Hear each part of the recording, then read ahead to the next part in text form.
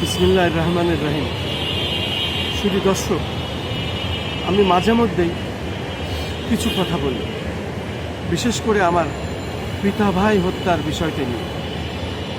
2006 সালে আমার পিতাকে হত্যা করা হয় কুষ্টিয়া জেলার খুকসাতে নিজ বাড়িতে। আমার আব্বা সম্বন্ধে আমি কিছু কথা আগে বলি। উনি ব্রিটিশ আমলে পুলিশে চাকরি করতেন এবং একসময় ব্রিটিশ বিরোধী আন্দোলনেও উনি সরাসরি অংশগ্রহণ করেন। এরপরে উনি পুলিশের চাকরি ছেড়ে দেন। তখন বাংলাদেশে আবার যুদ্ধ শুরু হয়। উনি তখন খুলনা অঞ্চলে পানি উন্নয়ন বোর্ডে কর্মরত ছিলেন এবং সেখানেই উনি মুক্তিযুদ্ধে ঝাঁপিয়ে পড়েন এম এ জলিলের নেতৃত্বে। খুলনা সুন্দরবন এলাকা এবং খুলনা অঞ্চলে বিভিন্ন জায়গায় উনি, আমরা দেখেছি, আমার নিজের চোখে দেখা, আমার তখন 9.5 কি 10 বছর বয়স হবে, আমি দেখেছি পানি উন্নয়ন বোর্ডের মধ্যে উনি গোপনীয়ভাবে যেসব মুক্তিযোদ্ধারা আসতেন তাদেরকে অস্ত্রের ট্রেনিং দিতেন উনি, যেহেতু পুলিশের ট্রেনিং প্রাপ্ত ছিলেন উনি। এই আমার আব্বা বীর মুক্তিযোদ্ধা রোকনউদ্দিন জামান, ওনাকে নির্মম নৃশংসভাবে কুষ্টিয়াতে জবাই করে হত্যা করে। সেই বিচার আমি আজও পাইনি। আমি মাননীয় প্রধানমন্ত্রী আপনার প্রতি দৃষ্টি আকর্ষণ করে আমি বলছি, আমাদের আন্দোলন সংগ্রামের ফসল আপনি। এখন আমরা ন্যায় বিচার চাই আপনার কাছে এবং আপনার সাথে দেখা করতে চাই। পাশাপাশি আরও বলতে চাই, 2008 সালে আমার ইমিডিয়েট বড় ভাই, উনিও বীর মুক্তিযোদ্ধা, খন্দকার রবিউজ্জামান সিপার, তাকেও নিজ বাড়িতে নির্মম নৃশংসভাবে দুষ্কৃতিকারীরা হত্যা করে। যেহেতু উনি জাগদল থেকে বিএনপির রাজনীতি করতেন এবং শৈলকুপাতেও উনি বিএনপির সাংগঠনিক সম্পাদক ছিলেন ঝিনাইদহ জেলা শৈলকুপা উপজেলা। পাশাপাশি ঝিনাইদহ জেলা যখন জাগদল থেকে বিএনপি সৃষ্টি করা হয়, তখন থেকে এই আমরা বিএনপি পরিবার। আর ওই সময় জেলা বিএনপির প্রতিষ্ঠাতা সভাপতি ছিলেন মরহুম মোহাম্মদ উদ্দিন আহমেদ সুনু মাজমাদার এবং আমাদের প্রত্যেকের রাজনৈতিক নেতা ছিলেন মরহুম মেজর জেনারেল মজিদুল হক, সাবেক মন্ত্রী এবং শহীদ প্রেসিডেন্ট জিয়াউর রহমানের অত্যন্ত বিশ্বস্ত কাছের মানুষ ছিলেন। শহীদ প্রেসিডেন্ট জিয়াউর রহমান ওনার সিনিয়র অফিসার হিসাবে স্যার বলে ডাকতেন, যেগুলো আমরা নিজে চোখে দেখেছি। সম্মানের জায়গা জিয়াউর রহমান সবসময় বজায় রাখতেন। তার নীতি আদর্শ নিয়েই মেজর জেনারেল মজিদুল হক সাহেব চলতেন এবং তার আদর্শেই আমরা রাজনীতিতে, জাগদল থেকে বিএনপির রাজনীতিতে আসি। কিন্তু আজ পর্যন্ত আমার এই ভাই হত্যার বিচারটা পাইনি, আমার পিতা হত্যার বিচারটা পাইনি। আমার ভাই বিশিষ্ট ঠিকাদারও ছিলেন। উনি ফেনীতে জয়নাল হাজারীর এলাকায় একটি কাজ নিয়ে যান। সেই কাজ যখন সমাপ্ত হয়, তার সাথে সাথে জয়নাল হাজারী তাকে তুলে ধরে নিয়ে যায় অস্ত্রের মুখে। আওয়ামী লীগের মাফিয়া ডন ছিল জয়নাল হাজারী, তখন সে যা বলতো সেটা আইনে পরিণত হতো। নিয়ে গিয়ে জনতা ব্যাংকের ম্যানেজার এনে অস্ত্রের মাধ্যমে সমস্ত চেকে সে লিখে নিয়ে নেয়। এই হলো সেই জয়নাল হাজারী। জয়নাল হাজারী মারা গেছে, আমার ভাইও শোকে মারা গেছেন, তাকে হত্যা করাও হয়েছে। আমার মাও ক্যান্সারে আক্রান্ত হয়ে শোকে মারা গেছেন।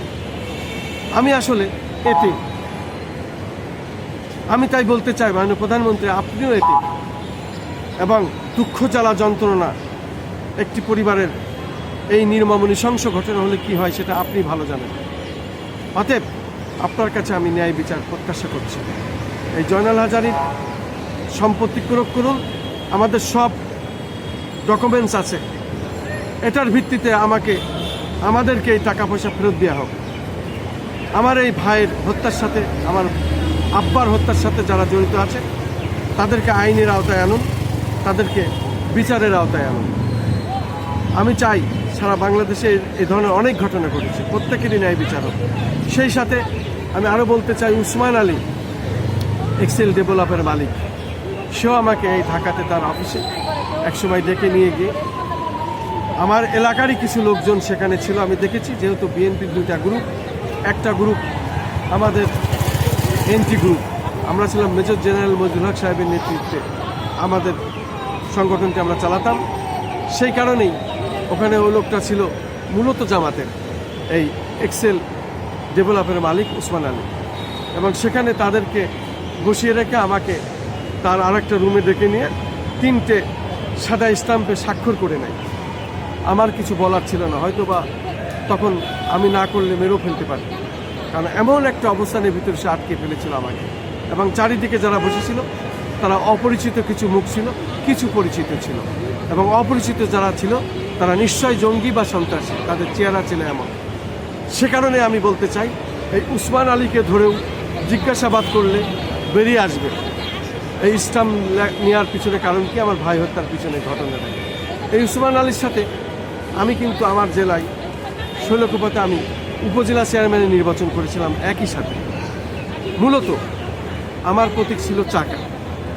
উপজেলা নির্বাচন করলেও সে মূলত আলাদা একটি ধ্যান ধারণায়, আলাদা মতের আদর্শে চলে, কিন্তু বিএনপির সাথে সে মিশে চলে। এটাই হলো তার ইতিহাস।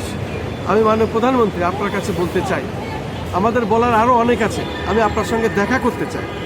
আমাদের বিষয়টি দেখুন, জানুন, এবং এই সাথে সারা বাংলাদেশে যত আন্দোলন সংগ্রাম হয়েছে, অনেকে মৃত্যুবরণ করেছে, আমার মতো ঘটনা অনেকেরই ঘটেছে, তাদেরও বিচারের আওতায় আনবে। পাশাপাশি 17-18টি বছর প্রত্যেকটি আন্দোলন সংগ্রামে রাজপথে রাজধানী ঢাকায় থেকে করেছি, এবং সেখানে আমি আহত হয়েছি, আমার পাশের লোক নিহত হয়েছে, পঙ্গুত্ব বরণ করেছে। আমরা আন্দোলন সংগ্রাম ছাড়িনি। আপনি লন্ডনের থেকে নির্দেশ দিয়েছেন, সেটাই আমরা ফলো করেছিলাম, সেইভাবে আমরা কাজ করেছিলাম। এই আন্দোলন সংগ্রামে আমরা দেখেছি অনেকেই আমাদের চোখের সামনে আজও পঙ্গুত্ব নিয়ে বেঁচে আছে। তারা যখন আহত হয়েছে মানুষ, তাদের দেখতে গেছি ঢাকা মেডিকেল কলেজ হাসপাতালে, পুলিশ আমাদের পিটিয়ে বের করে দিয়েছে, ঢুকতে দেয়নি। ছাত্রলীগ আমাদের পিটিয়ে বের করে দিয়েছে, ঢুকতে দেয়নি। আসলে চিকিৎসাটাও ঠিকমতো করতে দিইনি, পালিয়ে পালিয়ে বেরিয়ে সব কোনোরকম তারা চিকিৎসা নিয়েছে। এরও একটি বিচার হওয়া দরকার, সুরাহা করা দরকার। পাশাপাশি আমি বলতে চাই আরও, যেটি হলো আপনার যে নীতি আদর্শ, সেটা আপনার আব্বা এবং আপনার মা, ওনারা দুজনই এদেশের পতিত দশা রাজনীতিবিদ, সেই আদর্শকে আপনি ফলো করে চলছেন। অতএব এদেশের মানুষ আপনাকে আরও 20টি বছর দেখতে চায়।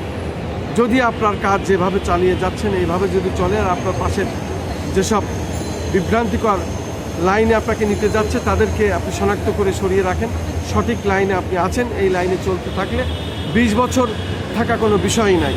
কারণ 20টি বছর সময় পেলে তখনই এই দেশের চেহারাটা পাল্টে যাবে। 5 বছরে আসলে সব কিছু করা যায় না। দীর্ঘদিনের এই জড়তা, এটাকে আপনাকে নিজের হাতে নিয়েই এটা প্রমাণ করতে হবে আপনার কাজের মাধ্যমে। এই বাংলাদেশ এবং বাংলাদেশকে যেভাবে আপনার বাবা মা চেয়েছিলেন সেইভাবে আপনি এগিয়ে নিয়ে যাবেন। আমি চাই ন্যায় বিচার করুন, এবং আপনার সঙ্গে আমি দেখা করতে চাই।